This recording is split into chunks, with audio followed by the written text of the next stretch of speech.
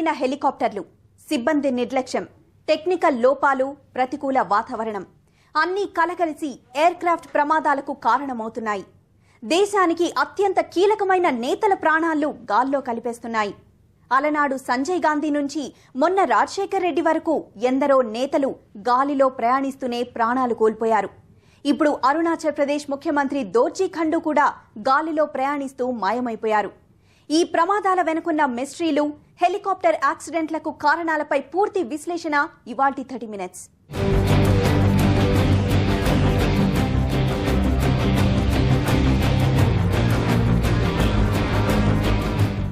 Helicopter అంటే భయపడాల్సిన పరిస్థితి. ముఖ్యంగా ముఖ్యమంత్రి స్థాయి నాయకులైతే హెలికాప్టర్ ఎక్కేందుకు జంకాల్సిన దుస్థితి.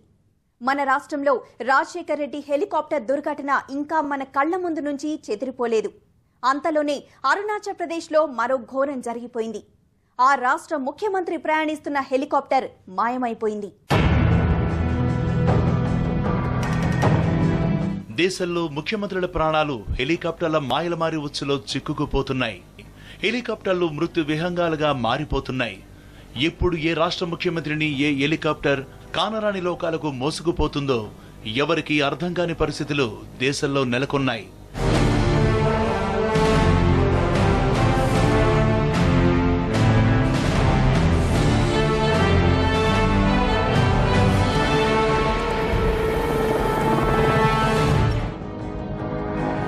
ఏప్రిల్ 30న తవాంగ్ నుంచి ఈటానగర్ హెలికాప్టర్లో బయలుదేరిన అరుణాచల్ ప్రదేశ్ ముఖ్యమంత్రి దోర్జీ ఖండు ఆకాశంలోనే అంతరార్థమైనట్టు వచ్చిన వార్తలు 2009 సెప్టెంబర్లో మన రాష్ట్రంలో జరిగిన వైఎస్ఆర్ దుర్మరణం గుర్తుకు తెస్తున్నాయి.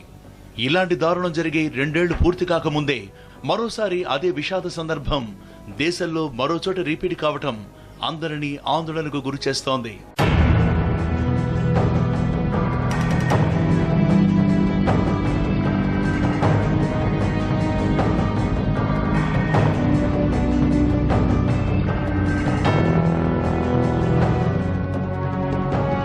హెలికాప్టర్లే ఎందుకు దారి తప్పుతున్నాయి?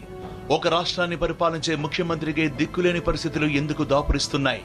అదే ఖండు మిస్సింగ్ వ్యవహారం మరోసారి మన ముందుంచిన ప్రశ్న. రోజులు గడుస్తున్నా ఆచూకీ దొరకదు. 1 కాదు 2 కాదు 4 రోజుల నిరంతర ప్రయత్నం. పాలనా యంత్రాంగం, అధికారగణం, సాంకేతిక నిపుణులు, సైనిక బలం సమస్తం అందుబాటులో ఉన్న తప్పిపోయిన హెలికాప్టర్ జాడ కనుక్కోలేని నిస్సహాయ స్థితిలో ప్రభుత్వాలున్నాయి. ఇక మామూలు మానవుల ప్రాణాలను వీళ్లేం రక్షిస్తారని సామాన్యులు నిలదీస్తే సరిగ్గా అలాగే జరగకపోయినా దేశంలో ప్రతి ఒక్కరి మధ్యలో మెదులుతున్న ప్రశ్న ఇదే. సరిగ్గా మన రాష్ట్రంలో జరిగినట్టే జరిగింది. దట్టమైన అటవీ ప్రాంతం, లోతు కనుక్కోవడం కూడా కష్టమనిపించే లోయలు, ప్రతికూల వాతావరణం.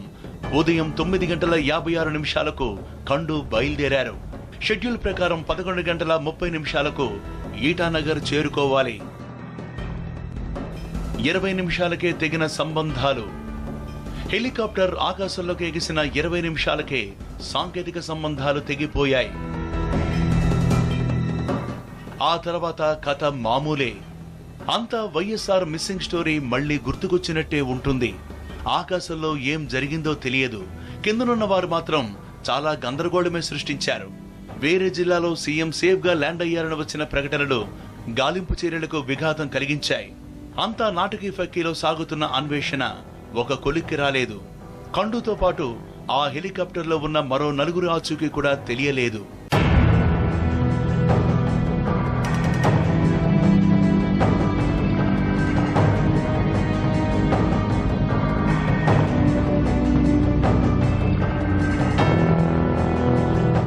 రంగంలోకి సైన్యం, వైమానిక దళం, పోలీసులు.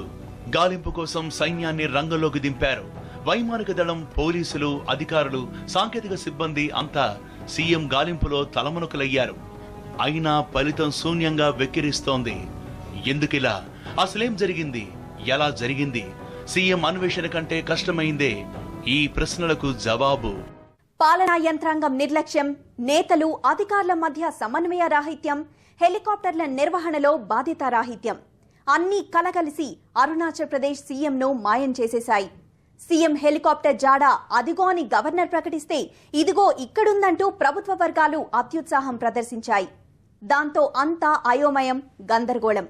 కానీ సీఎం మిస్సింగ్ మాత్రం మిస్టరీగానే మిగిలిపోయింది. 30 ఏప్రిల్ 2011 ఉదయం 9:56 తవాంగ్. అరుణాచల్ ప్రదేశ్ ముఖ్యమంత్రి దోర్జీ ఖండు యూరోకాప్టర్ B3 హెలికాప్టర్లో ఈటానగర్ బయలుదేరారు. ప్రయాణం మొదలైన 20 నిమిషాల నుంచే ఆయన హెలికాప్టర్ జాడ ఆచూకీ లేకుండా పోయింది. అంతా అయోమయం, పొంతనలేని ప్రకటనలు. ముఖ్యమంత్రి హెలికాప్టర్ జాడ కనిపించకుండా పోయినప్పటి నుంచి అరుణాచల్ ప్రదేశ్ లో అంతా గందరగోళ పరిస్థితి నెలకొంది. ఆ రోజు మధ్యాహ్నం గవర్నర్ ఓ హడావుడి సమావేశం ఏర్పాటు చేసి సుబాన్ సింగ్ జిల్లాలో ముఖ్యమంత్రి సేఫ్ గా ల్యాండ్ అయ్యారని ప్రకటించారు. ఆ తర్వాత కొంతసేపటికి సీఎం హెలికాప్టర్ భూటాన్లో సురక్షితంగా దిగిందని ముఖ్యమంత్రి కార్యాలయం ప్రకటించింది. ఈ 2 ప్రకటనలు ఒకదానితో ఒకటి పొంతన లేకుండా ఉన్నాయి. దీంతో గందరగోళ పరిస్థితి ఏర్పడింది. సీఎం సురక్షితంగా ఉన్నారని పై స్థాయి నుంచి ప్రకటన వెలువడ్డంతో గాలింపు చర్యలు ఆపేశారు. కానీ ఆ రోజు సాయంత్రానికి సీన్ రివర్స్ అయింది. గవర్నర్ ముఖ్యమంత్రి కార్యాలయం చేసిన ప్రకటనలో నిజం లేదని తేలిపోయింది. ముఖ్యమంత్రి ప్రయాణిస్తున్న హెలికాప్టర్ జాడ లేదని కేంద్ర హోంశాఖ కార్యదర్శి జీకే పిళ్ళై ప్రకటించారు. దాంతో హడావిడి మొదలైంది. మళ్లీ గాలింపు చర్యలు ప్రారంభమయ్యాయి. ఏ దారిలో వెళ్లారు? రూటు విషయంలోనూ గందరగోళమే. తవాంగ్ నుంచి ఈటానగర్కు వెళ్లడానికి 2 మార్గాలు ఉన్నాయి. ఒకటి శీలాపాస్ నుంచి ఈటానగర్, మరొకటి తవాంగ్ చౌ గౌహతి మీదుగా ఈటానగర్. దోర్జీ ప్రయాణిస్తున్న హెలికాప్టర్ ఏ రూట్లో ప్రయాణించిందన్న విషయంలోనూ గందరగోళం నెలకొంది. ముఖ్యమంత్రి హెలికాప్టర్ శీలాపాస్ మీద నుంచి ఈటానగర్ బయలుదేరిందని ప్రభుత్వ అధికారులు చెప్తున్నారు. ఆ రూట్లో ఆ సమయంలో ఏ హెలికాప్టర్ ఎగరలేదని అక్కడే ఉన్న ఆర్మీ డివిజన్ అధికారులు చెప్తున్నారు. ఇంతకు ముఖ్యమంత్రి ఏ మార్గంలో వెళ్లారన్నది కూడా పెద్ద పజిలే.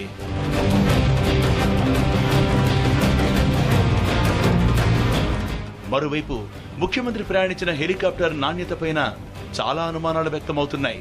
పవన్ హాన్స్ సంస్థకు చెందిన హెలికాప్టర్లో ఆయన ప్రయాణిస్తున్నారు.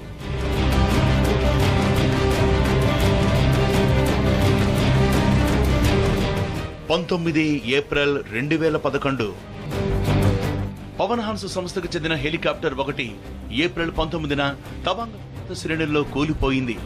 ఈ సంఘటనలో 17 మంది చనిపోయారు. అంతకు ముందు కూడా పవన్ హాన్స్ హెలికాప్టర్లు ప్రమాదాలకు గురయ్యాయి. పవన్ హాన్స్ కాలం చెల్లిన హెలికాప్టర్లు వాడుతోందని కొంతమంది ఆరోపిస్తున్నారు.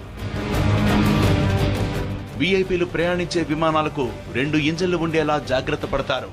అరుణాచల్ ప్రదేశ్ ముఖ్యమంత్రి విషయంలో ఈ జాగ్రత్తలేవీ పట్టించుకోలేదు. ఆయన ప్రయాణిస్తున్న హెలికాప్టర్ కు ఒకే ఒక ఇంజిన్ ఉంది. ఆ ఇంజన్లో ఏవైనా లోపాలు సంభవిస్తే ఇక హెలికాప్టర్ పై ఆశలు వదులుకోవాల్సిందే. పవన్ హాన్స్ సర్వీసుల్ని వెంటనే రద్దు చేస్తున్నట్లు అరుణాచల్ ప్రదేశ్, మేఘాలయ ప్రభుత్వాలు ప్రకటించాయి.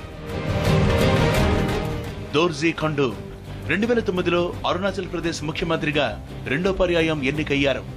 గతంలో ఆయన భారత సైన్యం నిఘా విభాగంలో పనిచేశారు. బంగ్లాదేశ్ యుద్ధ సమయంలో ఆయన అందించిన సేవలను గుర్తించిన కేంద్ర ప్రభుత్వం బంగారు పతకం ఇచ్చింది. ఆర్మీ నుంచి రిటైర్ అయిన తర్వాత ఆయన సామాజిక సేవ మొదలుపెట్టారు. ఆ క్రమంలోనే ఆయన రాజకీయాల్లోకి ప్రవేశించారు. సొంత జిల్లా తవాంగ్లో ఆయన చేపట్టిన సామాజిక సేవా కార్యక్రమాలు ఆయన్ని తిరుగులేని నాయకుడిగా నిలబెట్టాయి, సీఎం కుర్చీ ఎక్కించాయి. అంత గొప్ప నాయకుడు పాలనా యంత్రాంగం అలసత్వం కారణంగా ఇప్పుడు జాడ లేకుండా పోయారు.